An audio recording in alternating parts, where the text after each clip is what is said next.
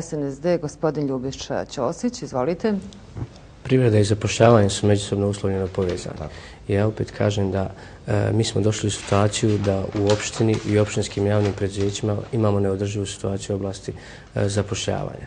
Jednostavno, došli smo u situaciju da imamo u privatnom sektoru situaciju takva da je plate jesu male, uslovi radnika jesu loši, ali ukoliko mi ne pomognemo zapošljavanje ljudi u realnom sektoru, mi ćemo jednostavno izgubiti i kvalitet i iznose onih plata u javnom sektoru. Ja ću vam navesti primjer. Opština Istočno Novo Sarajevo će u naredne dane primiti 9 novih radnika. Mi smo u SNSD-u izračunali da tih 9 novih radnika opštinu na godišnjem nivou kroz bruto plate košta 200.000 maraka. Puta 4 godine mandatnog perioda to je 800.000 maraka.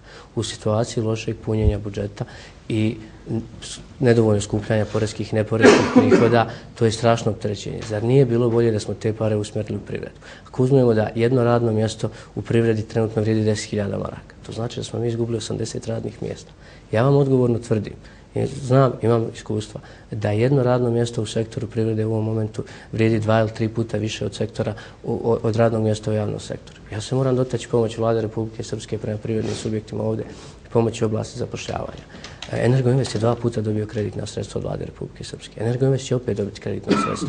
Ali onog momenta kada vlasnik Energoinvesta pokaže dovoljnu ozbiljnost da zaista želi da zadrži te ljude, da želi da im pomogne. Ja ne znam da li ste vi upoznati da je u prospektu koji je bio objavljen emitovan strane obveznica nije bilo prikazano da će se 50% isplatiti duga prema radnicima, a da će 50% biti konvertovano u obveznici. I da će biti isplaćen dug prema komunalnim preduzećima, upravo ovim koji djeluju na području opštine. Kada je u pitanju omladinska politika, mi imamo danas dokument omladinske politike koji u sebi sadrži projekte vrijedne 142.000 maraka koji nisu realizovani.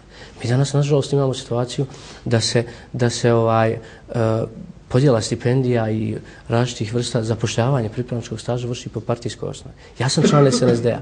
Ja u narednom periodu želim to da izbjegnem. Mi ne smijemo unijeti politizaciju oblasti omladine. Mi moramo pomoći ljude, naravno kroz stipendije, kroz pripravničke, kroz razmjenu studenata i učenika, kroz mlade preduzetnike, kroz pokretanje novog biznisa.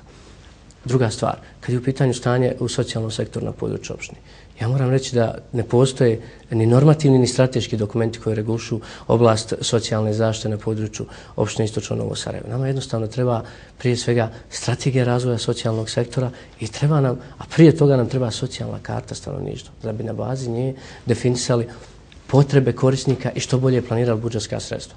Ja moram reći iskreno da mi se čini da Centar za socijalni rad trenutno nije baš u funkciji korisnika socijalne pomoći. Centar za socijalni rad ne treba da pravi razliku među korisnika socijalne pomoći. Centar za socijalni rad treba da ima kvalifikovano rukovodstvo i kvalifikovane radnike. Mi svi zajedno, evo ja kao predstavnik SNSD spreman sam sa svima vama, da zajedno radimo na tome. Hvala lijepo.